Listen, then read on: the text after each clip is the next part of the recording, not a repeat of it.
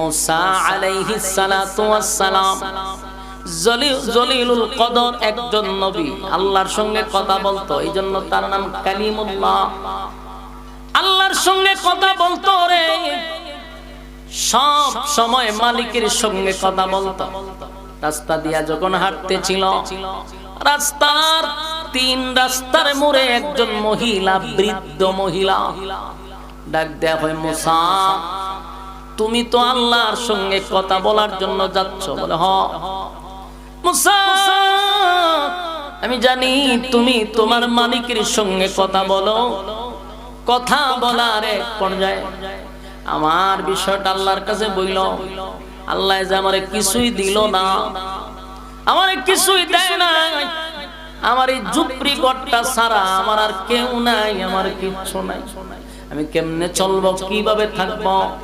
বইল তোমার মালিক রে, বইল আমার কেন আল্লাহ এত গরিব বানাইল, এত গরিব, দিন আনি দিন খাই, কোনদিন খাইলে খাই, কোনদিন না খাইলে না খাই, ছোট্ট একটা ঝুপড়ি ঘরে আমি থাকি, মালিক রে বইল আমারে কেন এত গরিব বানাইল?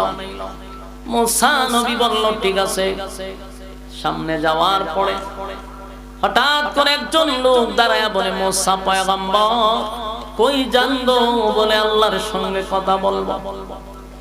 ওই লোকটা বলে, মুসা আমি জানি আপনি প্রতিদিন আল্লাহর সঙ্গে তুর পাহাড়ে কথা বলেন, এই জন্য রাস্তায় দাঁড়িয়ে আছি, কখন আপনি আসবেন, আপনার সঙ্গে সাক্ষাৎ হবে। মুসা নবী কয় বলেন আপনি কি বলবেন?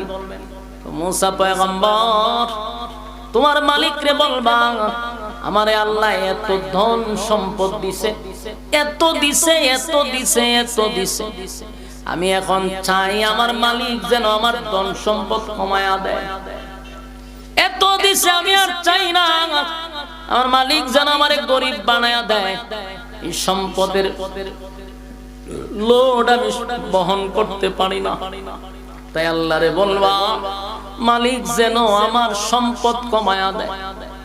মুসা নবী হয় ঠিক আছে। সামনে যায়, হঠাৎ করে দেখে একটা লোক যার হাতও নাই, যার পাও নাই, হাতও নাই, পাও নাই, এরকম লোক দেখছেন নি? হাতও নাই, পাও নাই, একেবারে মাটির মধ্যে শুয়ে আছে। মুসা আলাইহিস সালাতু ওয়াস সালাম রাস্তা দিয়া যায়। ওই লোকটা বলে, মুসা পয়গম্বর আমার পা নাই,